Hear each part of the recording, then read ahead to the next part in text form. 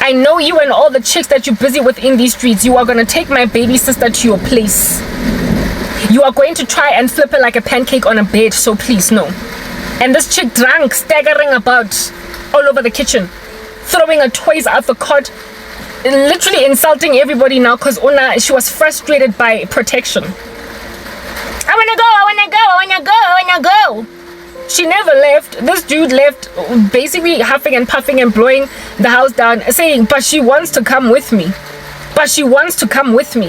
Literally, he was saying, if she wants me to hit that, let me hit that. This is now your boy's friend. And you don't care that your friend, the guy, has qualms with you trying to hurt his sister the way that you hurt all other women. Men are like that. Literally, the dude will out here hit on his boy's wife because he bumped into her at a bar. He will hit on his girlfriend's baby sister, current sitting girlfriend, because he bumped into her at a party. He will bump into the aunt of one of his ex-girlfriends at a conference at work, and he will say, so what's your number? Can we meet up and have coffee sometime? Get dear ex-boy. It's the auntie of your ex-girlfriend. How are you gonna go and try have drinks with that lady? Men are like that. There's no taboo too big or too small for them. And so if you as a woman don't protect yourself from being exchanged in jail between friends, between uncles of your ex-boyfriend, if you don't want to be exchanged between former colleagues, you will protect yourself from the taboo of ukjola rough nendota that has been written off by mere virtue of certain affiliations, certain relationships. Do you understand? Certain history ought inform dating in the future. You don't just get to dive in and go Trey songs. I'm gonna dive in, romanticizing rubbish. Girl, you still good, look good. What? You are the uncle of my ex-boyfriend. I am not going to be carried underneath your makwapa at a family function with everybody being awkward about this and me looking like the harlot of 2024. I'm sorry.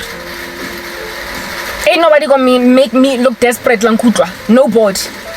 And what's worse as well is that I speak time and time again perpetually on a loop about Korobela. I am always speaking about love spells. I cannot stand the stuff. I cannot stand men that listen women, feeding them nestam. I can't stand spiritual manipulation, witchcraft, bring back lost love, Korobela, all this nonsense. How are you going to listen to someone complaining about this rubbish over and over again and then do it? What the heck? Do you think I'm going to become some docile zombie because pain got me? Because sorrow got me? Well, this is what's good, okay? Get body your suicide, bruh. You finally got so depressed from your crazy that you hung yourself. In spite of saying about the other dude that committed suicide at MTN a couple of years back, that I brave. I don't know how anybody could commit suicide. You did it. In my dream, you did it. And so when I say here that hell is hotter than Johannesburg at the moment, understand that that's where you're going. You don't believe in it, but you are going there. You are among those people that are going to endure the hottest eternity because you were always sitting around in the church and you had an especially, poignant taste on your tongue for pastors' kids. You loved them. You loved to defile women in the church. It's your thing, man. It's what you've been doing. All your ugly stories that you told us back in the day were always about some chick in the church that you're out here hitting, whose parents have no idea that you're busy with their daughter. To a point of even going for, remember, like I said, the pastor's kid. You were always that dude smashing the pastor's freaking kid. So it is no wonder you are out here trying to smash the father's kid. It is no wonder you want me. It's your fetish. It's your demon possession. It's your problem. It's your issue. You are Janus and Jambres. You are those people that slide into churches. You walk into churches as ungodly men and you take women and you lead them astray. But understand that Janus and Jambres, according to 2 Timothy 3, only lead astray weak-willed women seeking to burden them with passions. Essentially, they don't have a solidness in Christ, men. They've never loved the Lord. They've never liked Jesus. They were just in the church for fronting. They were lukewarm, seeker-sensitive, having a reputation for being alive even though they're dead. They were neither hot nor cold, and because they are lukewarm, God spits them out his mouth. You are therefore able to keep on sleeping with the pastor's freaking kid because she's never ever been saved. So for you to try and come all up in my grill shows me that you think I'm like those chicks you kept on sleeping with back in the day, telling us all these big fat chunky freaking stories about how you done slept with pastor's kid, this girl, that girl, go kereke. You were always that dude, and you expect me to be one of those little mugwantis you were busy with us on Twain, having no regard for the God they keep on talking about every Sunday at the pulpit, having no regard for what they heard at Sunday school, having no regard for the Bibles that are in front of them, having no regard for the scriptures, no regard for the Holy Spirit. Mara. They were not Christian. You've been sleeping with women in the church and you've been busy, boy. When you were still in your early 20s, you were doing it, and look at you now being a 39-year-old man because you were 1 year younger than me. And you're still out just trying to literally mow to the ground women inside the church. You are a blight, a stain. You are the thing that God is picking a controversy with. You are the thing that women say, flee from it. You are Hymenaeus and Philetus. You are the thing that in the last days God keeps on warning his daughters, don't touch it, don't touch it, don't touch it. You are Janus and you are Jambres. You slide into the DMs of women, in particular Emma Sontweni or Barada. Like I said, it is your demon possession. It is your what do you call this thing? It is a cultic guilty pleasure. You like them esontweni. I don't even know why you kept on going to church because your mom was no longer forcing you. You were a grown woman now, a grown man. So at that stage, you could have just walked out of the church, but instead you kept on going there because it was a social club. Weekend and you kept on shalaring all the girls in the gasi, and then on Sundays you were doing that to the girls in the church. It was always about messing with God's girls. You have never had any reverence. You've never had any respect for the purity of women. You've never. And so back in the day when you did that, and jokes how maybe you thought that it's just all systems go just like back in the day. We just laugh. But you see, I got born again. Despite hearing all those nasty stories of yours, somewhere along the way when I was 26 and a half, a couple of years after meeting you, I got saved for real. And you just saw me as yet another one of those pastor's kids that ought to be sleeping with some silly boy in the church. Every Sunday, like literally 5 girls in the church know what your nether regions look like. You are always that dude. And it is sad to see that at 39, you are still that guy. I met you at 24 when I was 25. And at 39, you're still doing that. Like you're still sleeping with girls in the church. You're still busy. And now I know that over and above, these girls, you're also now into Korobela. It is no wonder God sends you to suicide. It is no wonder the Lord sends you to suicide. This is the day of judgment, day of reckoning. It's the end. Do you understand? It's the end of the reign of terror of filthy men in the climate of God's girls.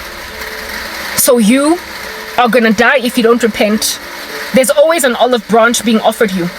It is not a blanket statement to say that if you don't repent now, boy, singers and only peasants or jiva dancing up and down, dilly-dallying against God's daughters, you're gonna die.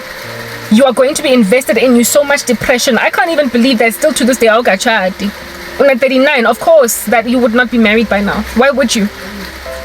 You are all over the show, man. You were all over. How in the world do you think I could ever jolla with you when you used to talk about the girlfriend or petite or cute or muntle like she was nothing? You used to talk to her about her like she was rubbish. You easily called her a whore, saying that only busy ko strateng ko kasi ko Soweto, no Soweto, wherever you stayed, man. You used to speak about her like she was nonsense, to a point where we all thought she was nonsense. I was shocked to see that she was beautiful, because the way that you spoke about her, it's like she was iskobo, that you couldn't care for. Until I saw her in a photograph that you showed us, and I was like, what a beautiful woman, and this guy speaks about her like she's nothing. You never liked women. You always were competing. Never mind that. The ones in the office, you always had something to say. It's not, even when you had a crush on them. You were basically a small little short misogynist. You've always been a chauvinist. You've always been a misogynist. You've always been a woman hater. And here it is that now at 39, it's finally caught up with you. You thoroughly thought that you could do that rubbish that you did to your ex. I would imagine she's an ex now. To me. You're gonna come in and just take me. That's the thing. You would spend a whole bunch of money on her, and so she would stick around lingering about you, and taking all of your rubbish in her stride, with you calling her a whore in front of us all, who thought that she was busy all over die streets of Yokasi. I don't even know if that was true. All I know is that you were crazy ridiculous, because you had been with that woman for years and yet could not speak anything good about her. Even the other dude that was impinchako sonke, he was good to his woman. He used to speak well of his woman. So when the tendencies I don't know. It was your own insecurity, boy. And now it's catching up with you. La seba libo ba sading kare ke di rabishi. How ka ta mo bele o tlo batla banyala. How ka ta mo bele o tlo batla bo slide mo di DMing tsa bona, you're gonna die. And then Jaka Johannesburg, since you are from here too, is as hot as it is. Understand, it's hotter there. It's hotter. Keep coming at me, keep coming. I'm gonna call it out, do you understand, with all of your rubbish. You don't get to continue to think that you can basically spread yourself like a green laurel tree and not have God snuff you out. At some point there is comeuppance. Whether or not you believe in hell is irrelevant. Bottom line is, it's true, it's real. It's like jail. Do you understand? Whether or not you believe in the prison system or the justice system or even an actual jail cell is irrelevant. Just you go commit a crime and see if you don't end up there. So, but that you don't care about hell or if it exists or not. Bottom line is, it does. And you're going there. You are going there, and you're going to take yourself there. Trying to relieve yourself from nefatilele fufurileng. I can't believe that at 39, despite still being maintained as an employed man in corporate South Africa, auga chat. I can't accept in my stride that there has not been a woman willing to take you for a husband or accept your proposal. Gushkuti, all this time on Zotla, you've been playing, boy. You've been dancing around. Because from what the Lord showed me, how sonyal? 39. You are 40 next year, boy. Why osanyal? Nah, everybody can understand why ngacha dang. I get lang lahletse ko mensing. Haona motho ong ponang. Lang lawyer, lang pama, you put me in a grave, a casket, make sure I don't come out, I don't breathe. So manje, no decent man has come here, gotten down on one knee and said, baby, will you marry me now? Yeah, like it's understandable. Kodwa wena. The reason why you at 39 you are still not married is because you are irresponsible, and you've always been irresponsible, and now all this time down the line, so Karabo, me. Hey, how namo to back in the day that we used to work with that would ever see me and you tying the knot. There was one dude among the whole crew of all of y'all that I had a big fat crush on. That was the one that maybe people could have been like, duh, of course that's gonna happen. Mara wena, like I said, stompisa cigaretos kambora boy.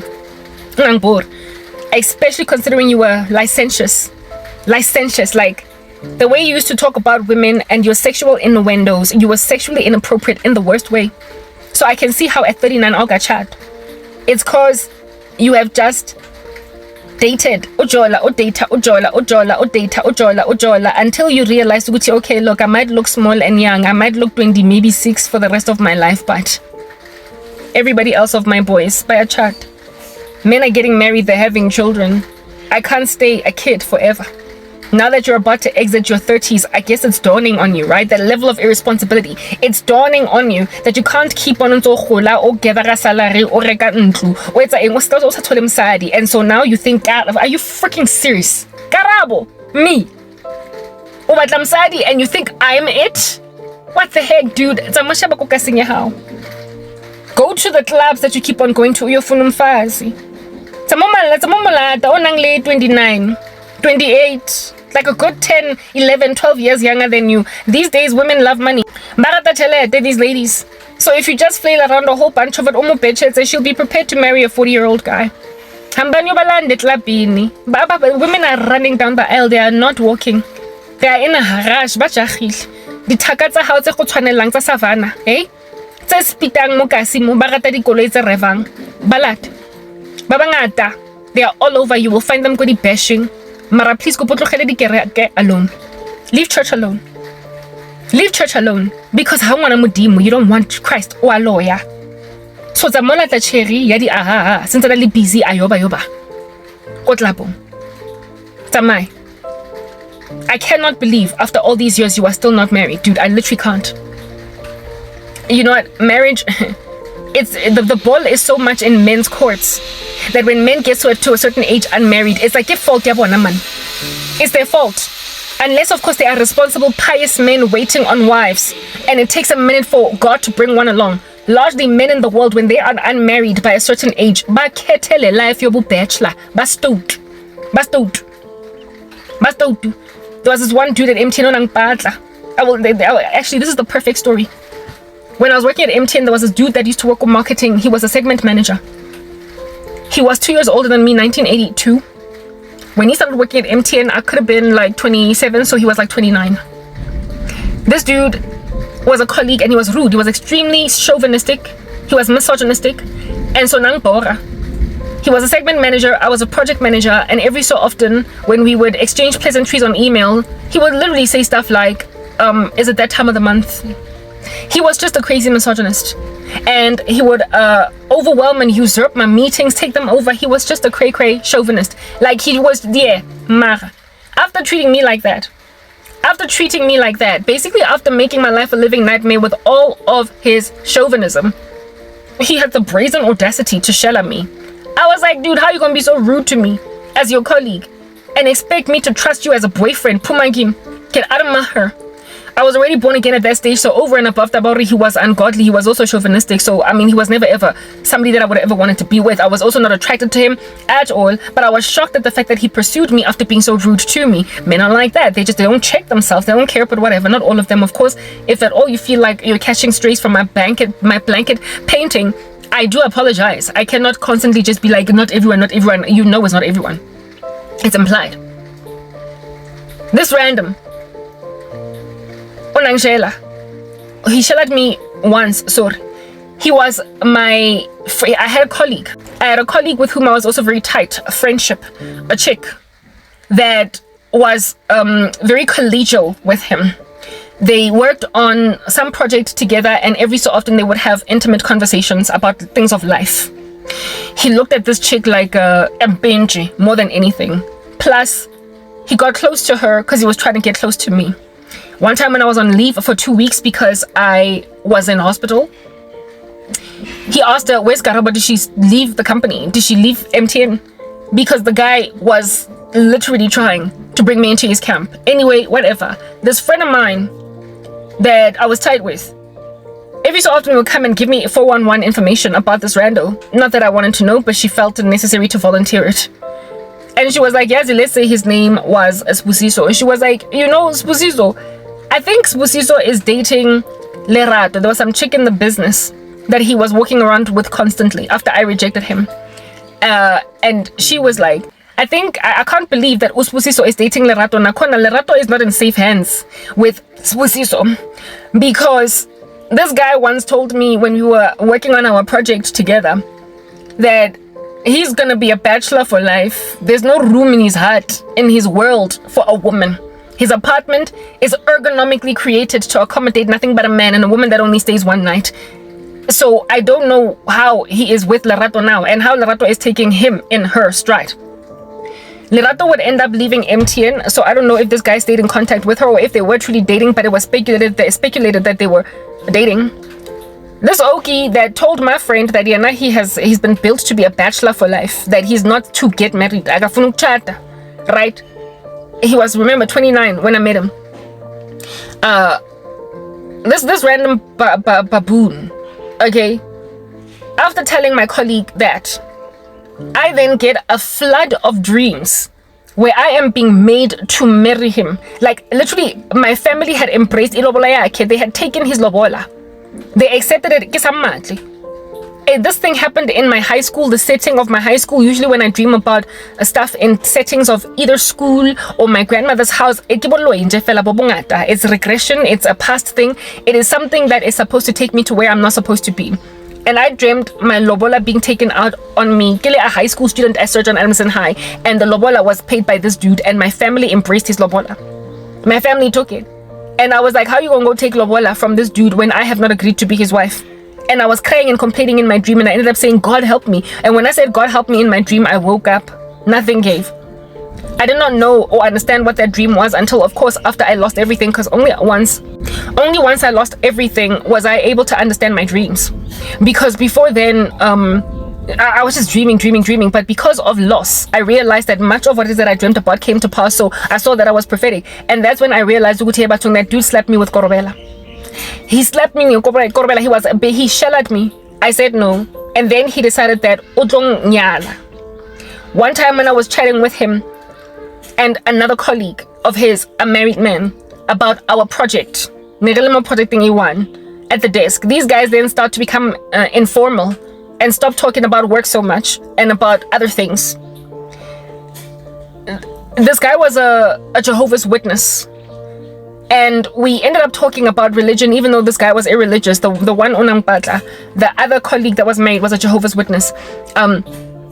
And so we start having a discussion about religion and God, because this guy, Ona, was quitting his job to go into door-to-door Jehovah's Witnessing. Like, it was just a taboo for me. I was like, dude, that stuff is not even true religion. How are you gonna go quit your perfectly cushy job for something that doesn't even have any eternal weight or value? Anyway, whatever.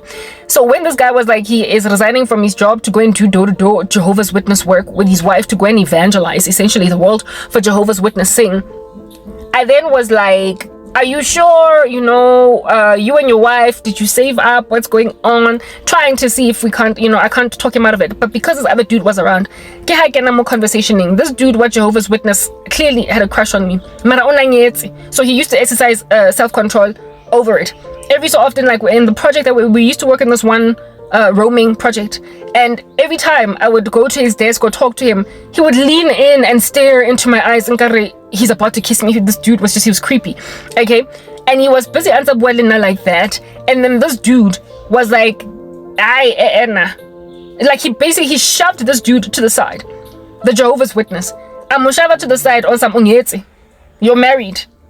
Like, don't look at Karabo like that, and don't talk to her like that. And I was like, what's it to you? If he's married, because it's not like you're of any viable. It's not like you are next in line. So in the situation, laughed it off and then moved on. One time, we were talking about whatever. It was me, him, and this colleague with whom he was close-ish, the one that was my female friend. And then he was like, right, trying to offer himself to me, throwing it as a joke, and I was like, lenyalo. I was confused because this friend of mine said that this guy is apparently a bachelor for life, and his apartment is ergonomically created to fit just a man who, if he brings a woman over, she's there just for one night only to go home. And I was like, a man that has that kind of mindset, willing even to share it with another woman, as a husband. Essentially, I came to realize that this dude is right when he says that he is prepared. He's going to be a bachelor for life, except when he has met the right one. He had told himself that he was going to be a bachelor for life until he met a woman that he was like, I will ditch my bachelor antics for, to a point of slapping her in korobela. In the way this guy, the way and then stood back and watched to see if something's gonna give, what's going on. And every time we used to work on project all the time together. And one time he called me, said, I'd already arrived at home, and it was cool. I was happy to take his call because, you can't always just, talk about work at work. Sometimes stuff spills over. So I was on the phone with this dude talking about something that we're delivering together. Our conversation away fella. He wanted to stay, especially considering I told him I'm already at home. He wanted to stay on the phone and was like, I'm busy reading this particular book. When he starts telling me about what book he's reading, I'm like, dude, this is now no longer a chat about Project Arona. You are making small talk now. You are obviously trying to keep talking to me after work. I don't like you, you know that. So and then he was like, I'm reading this particular book. what? And then he starts to ask me, so what book are you reading right now? And I was like, The Power of a Praying Woman by Stormy O'Martian. I was like, I'm reading The Power of a Praying Woman by Stormy O'Martian. And he was like, oh, okay. All right, sharp, look, I'll see you tomorrow. Bye. He hung up. He got off the call because he was frustrated by my Christianity. He was at enmity with Christianity to such a point that when I said I'm reading The Power of a Praying Woman, he gave up. He basically said, Nyamfuna as a wife, but she's Christian, and I can't, because I am Satan as I walk, and this woman is gonna fram me. So he pumaed out of me because of my clear Christianity, and he realized that the reason likely why Korobela High was not working on me was because of Lobzalwani Lobu. So he let me go. However, that bachelor for life with an apartment that was ergonomically made to accommodate just a man and a woman just for one night, at some point was prepared to take a bride insofar as he felt like he had met the right woman. So umchado is a ball that is in a man's court. A man that even claims to want to be a bachelor for life will one day miraculously get married, and his boys won't get it, and nobody on the left and the right will have expected it, and suddenly his only apartment then becomes his and hers. Now all of a sudden there are two basins. Now all of a sudden there are his, hers pillows. Now all of a sudden there are his, hers even tablespoons. That's how men are. They will say, I'll never get married, until one day they just do. And the woman that they marry, they will have married her within months of meeting her. That dude was a baby daddy. He had a kid with some other woman and did not marry her. He had told himself a bachelor, and he will just every so often accommodate a bed for his son. Yeah. He was that fella. Even his car, Shem, Nengara, he lived out of it. He could have told you, he drove this, was it a BMW? One time we went to another building with his car. MTN has these two buildings, it's the head office, and then there's Constantia. We had a meeting at Constantia, and so it was economically effective to use one car. So we used his vehicle. And it was his BMW. It was me, him, and another colleague of ours. You could totally eat from the floor in that car. You could eat off the seats. You could eat off any, so it was so clean. It made me abashed. It made me ashamed of myself. On some, this guy is wrong. Because men, when they like those hard knock bachelors that live for just themselves, they will polish up their cars and live like little kings in their vehicles. And when you go to their apartment, they will be like, are you going to leave that there? Are you going to leave that there? Please make sure you use a coaster. Please, he was one of those. I had a cousin that dated a guy that apparently during fornication would fold diaparo to everyone. Like how he got that right, don't nobody know. Mara na fold diaparo. It's the woman. Such that this chick would wake up and realize that her clothes are neatly folded on one side and his clothes are neatly folded on the other side. Bachelors for life, banjalo. They're not always these scruffy, disheveled, discombobulated randos that will leave beer spilled all over couches and pizza that is half eaten, left to rot on the table. But neat. And even the women that come over to his place, he will tell them, please don't take your shoes off at the door, or please make sure that you watch out for the carpet. A guy like that, I'm sorry, he was going to tell me just how precious Sophia Haya is and how it is that my body is just creating a groove in there, and frankly there's only one groove left for just him, because I guess he was a bachelor for life. But irrespective of that, what I'm trying to put out there is that bachelor for life at some point thought that I could be his wife. So this 39-year-old baboon that is out here still single at 39, Hashem, he did it to himself. We get men know when they know that they want to get married. Deep down, they can't not have wives. Deep down, they know that they can't just keep on dancing around. They need to have somebody with whom to proliferate their genome. The thing about men is that even if they have no respect or regard for women, they absolutely love having children. It's about proliferating a legacy, or whatever. So if you cannot have somebody to house those babies and just keep on baking them in the oven perpetually, and so make out of you a man that other men respect, because now you are a father of 29. Very dry. So mina ngiyazibuza ukuthi lo muntu lona ongaproliferate ilegacy yakhe kwenzakalani ngaye. It's just irresponsible. There are those that make babies and don't make honest women out of the women. And then there are those that are strangely single at much latter years without being Christian, and so they're waiting on Christ for a wife, or without being responsible, and so they're looking for a wife and they're just not finding one. That are just so busy hopping into everything in these streets. They are bachelors that are not serious about ever getting married because they think that life is sustainable, and this dude is like that. Rabishi Enna is like that, and now at 39 it's dawning on him hore yes, like it Karabo yeah, I get it. That's the thing about nobody Hashem.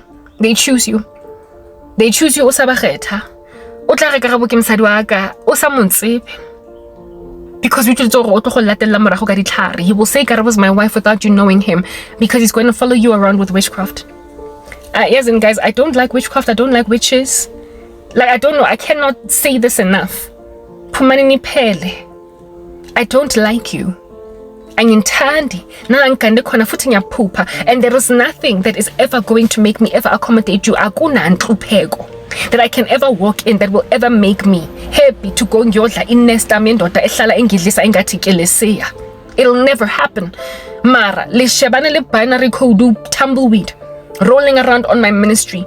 That I've been irresponsible to get to the age of 41 without getting married because you were busy watching time fly thinking you're going to stay 23 forever.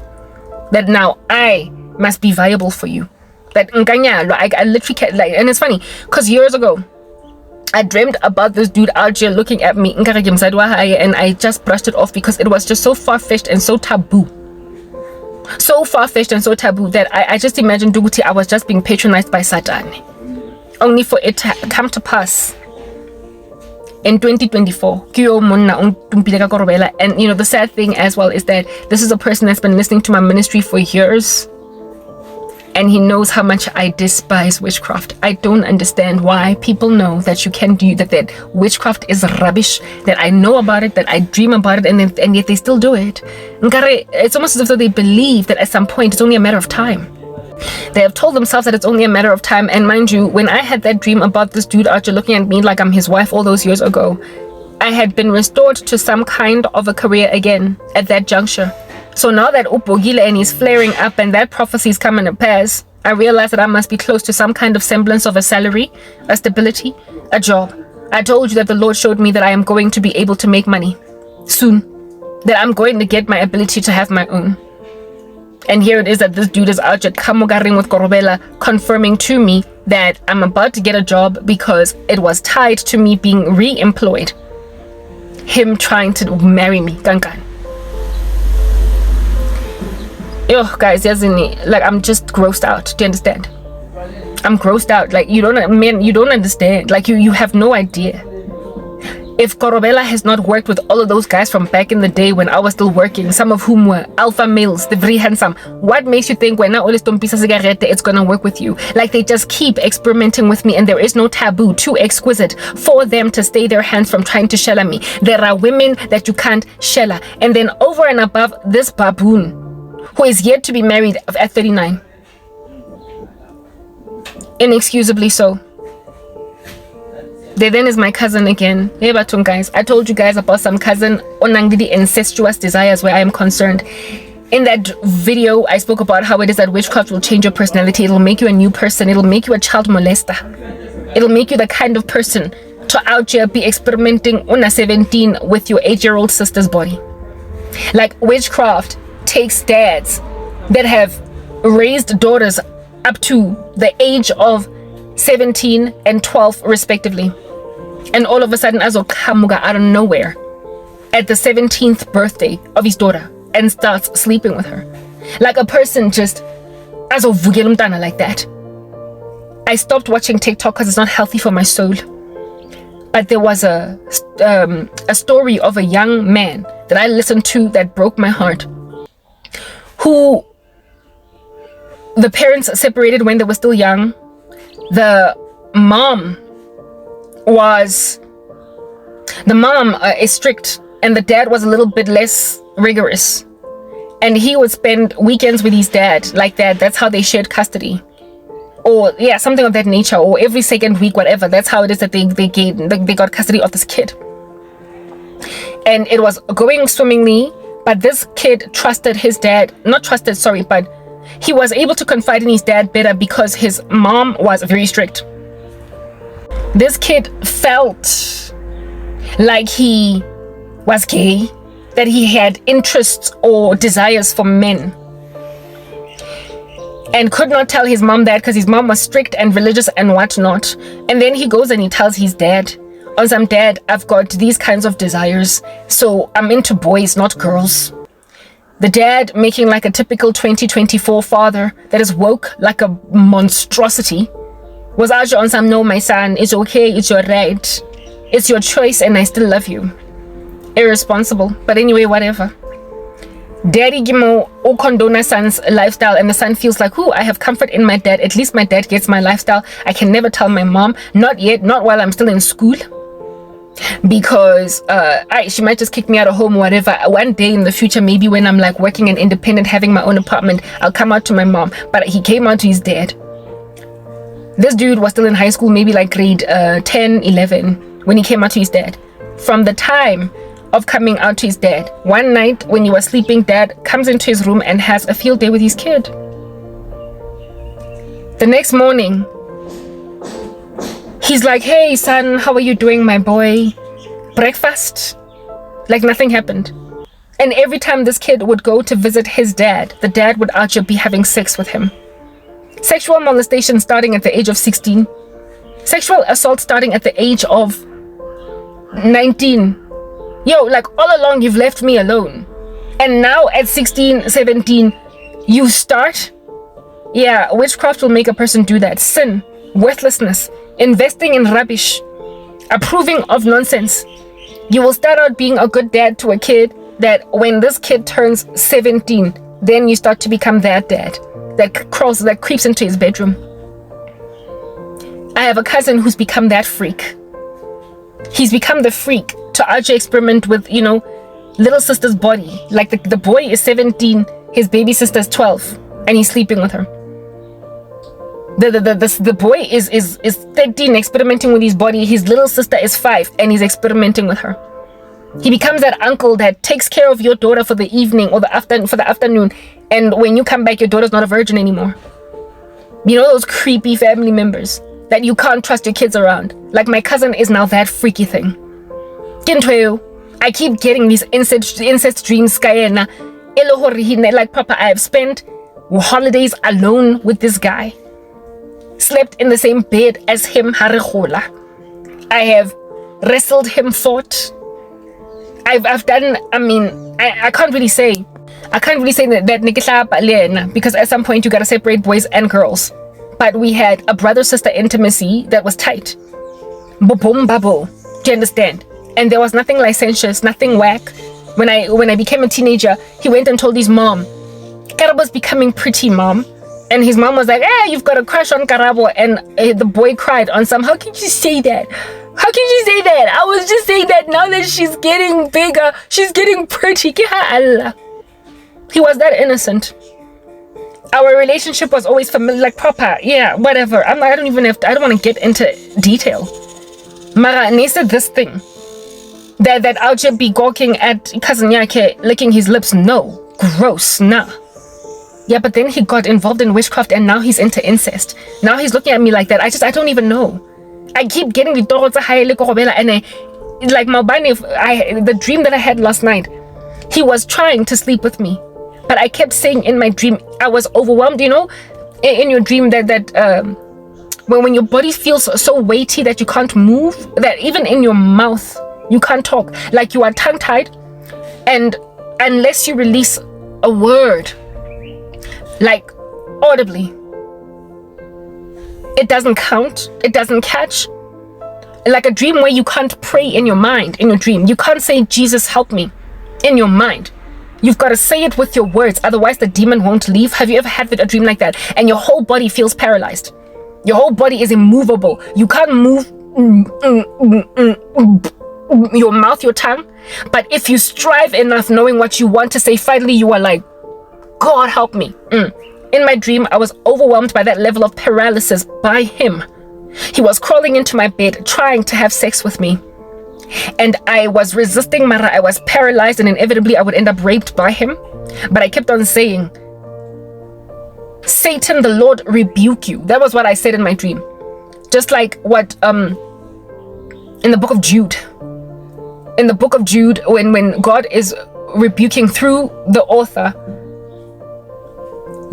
misappropriating the name of Satan by undermining just his girth. Evil men who don't know much about the things of the spirit are just speaking smack about Satan. And God says that even the archangel Michael, when he was dealing with the body of Moses, did not say anything slanderous towards Satan, but rather said, Satan, the Lord rebuke you. And yeah, well, in my dream, I said that same thing. I was saying in my mind, because I couldn't say it with my mouth. I was saying, Satan, the Lord rebuke you. But I was thinking it, and I tried to say it, and it was unsayable.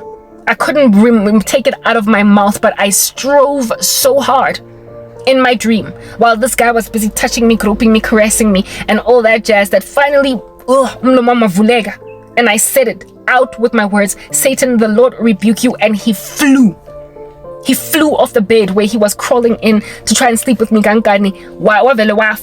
flew off like he got blown away.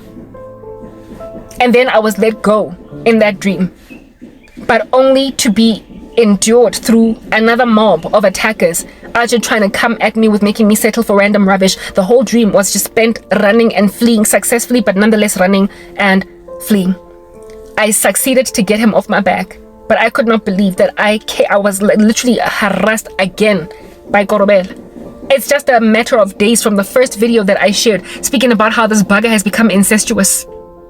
And then a few days down the line again, but this time around, the first dream, like I had sex with him. But in this dream, he was trying to rape me. And I said, Satan, the Lord rebuke you. And he got flown away. There is power in the name of Jesus. There is power in fasting. There is power in consecration. There is power in concentration on what you are trying to achieve. It was only a few days, and I finally conquered what rubbish he was.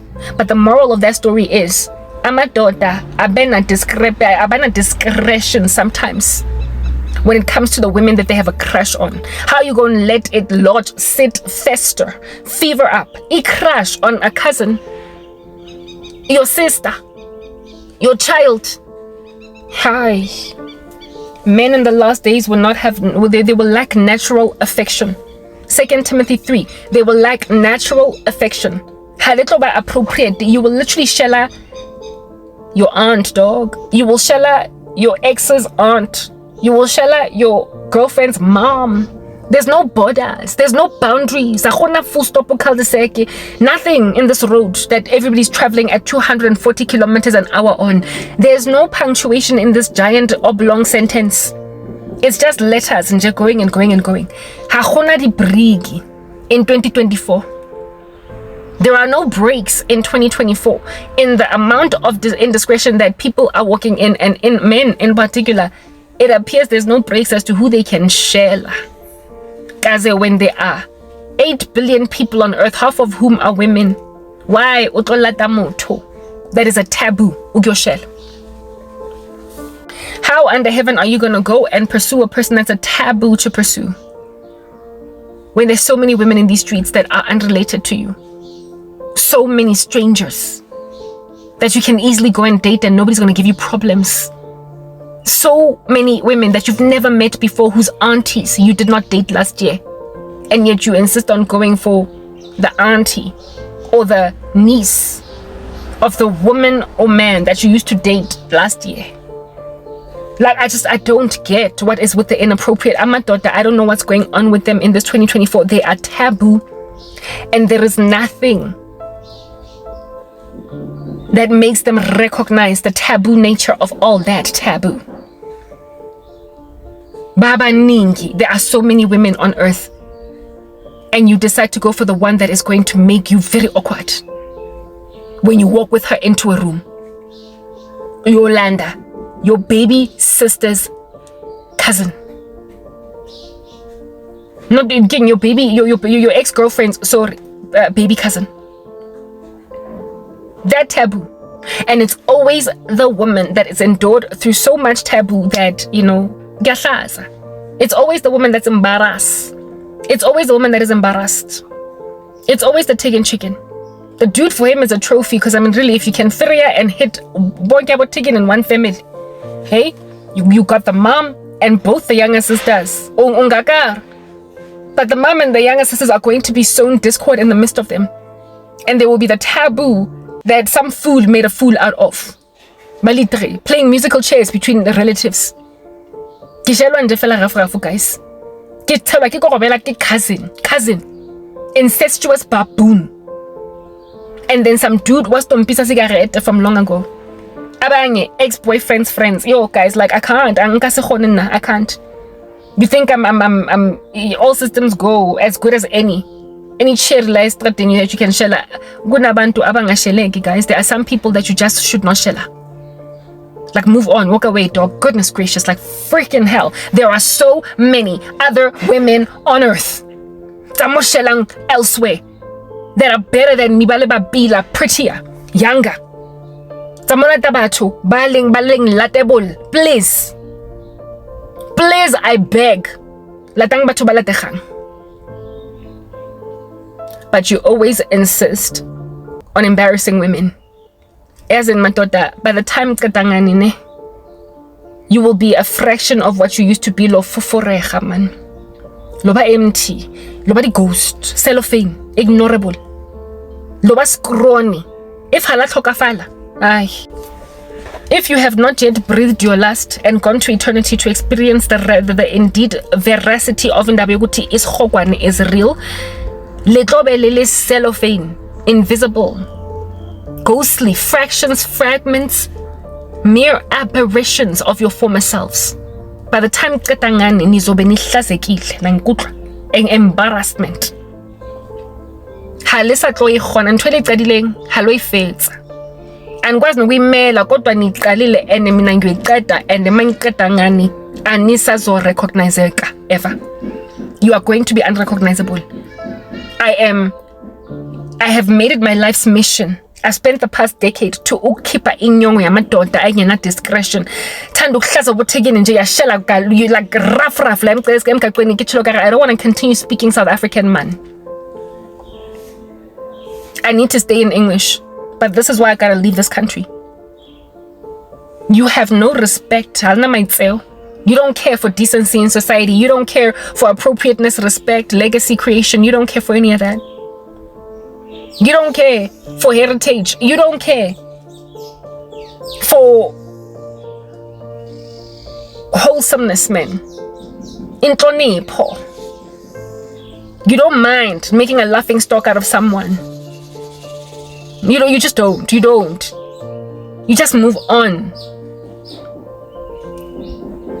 Attempted rape by cousin in a dream. Attempted firia, shella, jolla with me, be my wife by some ex-colleague was tompisa cigarette. And then there are the women who keep on throwing me to la madota.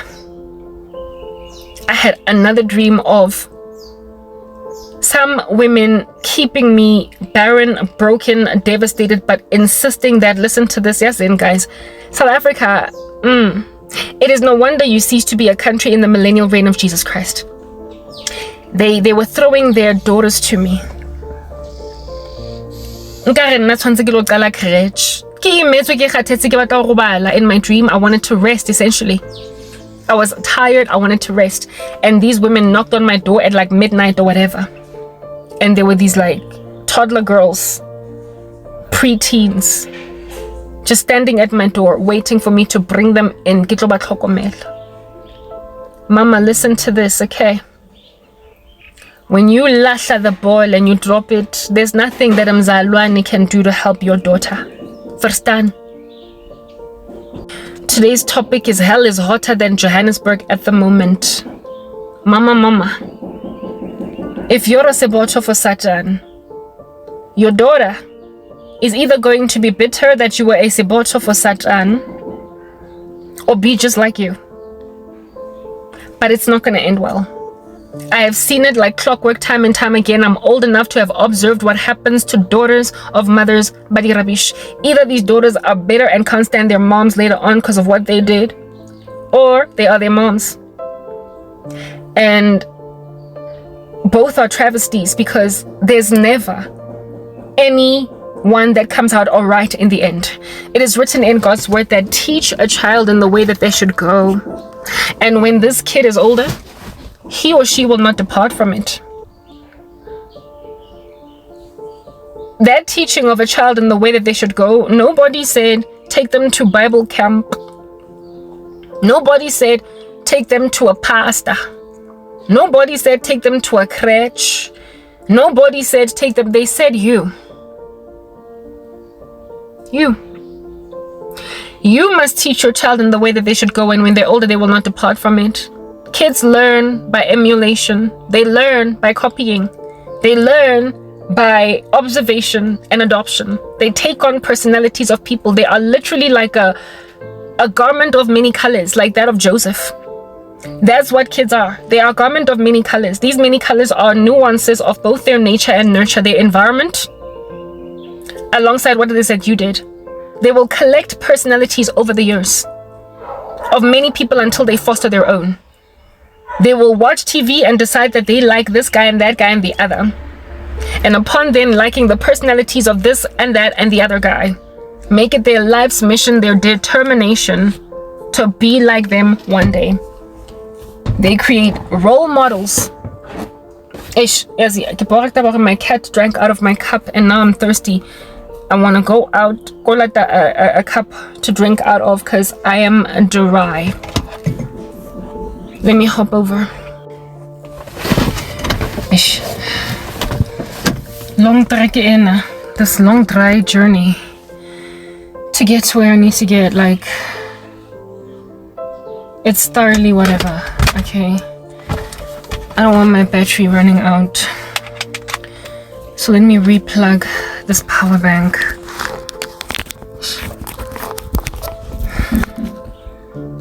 $16.49.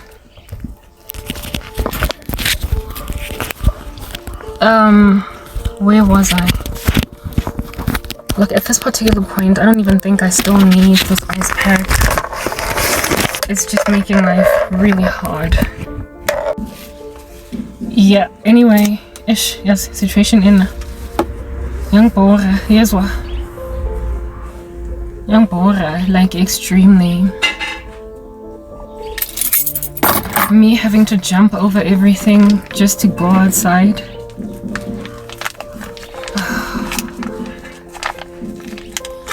Like I said, kids, it's a combination of nature, nurture, pink lipstick, gotta love it. No, that's not what I wanted to say. Yes, nature, nurture, a bunch of nuances. Mara, the training of children in the scriptures is not the job of pastors, it's not the job of Sunday school teachers, not even of teachers at school, it is the job of parents. And I used to be a Sunday school teacher at Grace Bible Church. One time, we went to a kids' camp. How it is that those kids were with us as camp counselors versus their parents. Day and night. Yawning differences. Yes, they had respect for us, but they were not super guarded around us. Never let's get games, never let's do. They were naughty, even though we were at Bible camp. They went to Bible camp for fun and not so much to gain Christ. It was not about God. It was about a bunch of kids it was like, it was no different from Bush Pigs, Golden Gate, any other camp that kids can go to. Busiho, they play spin the bottle. They play funny little kissy games. They are there to see the guy they have a crush on, blah blah. But at the drop-off zone for these kids, before we left for camp, the way they were, Baliso, in front of their moms and dads. Yes, daddy, now I'm gonna be a good girl. They were like this with mom and dad. But the moment they got on the bus, despite being in our company as the grown-ups, Terela, Random, Grasa, just basically freedom that they felt they had because we were not their parents, and the lack of authority that we had was visibly seen, it was observable, and it was felt. But the moment they got dropped off on the day of us returning home, when their parents were out there collecting them, or when they were walking towards Abazali Bakon, here again, hi mom, hi dad. No, camp was fun, it was very godly.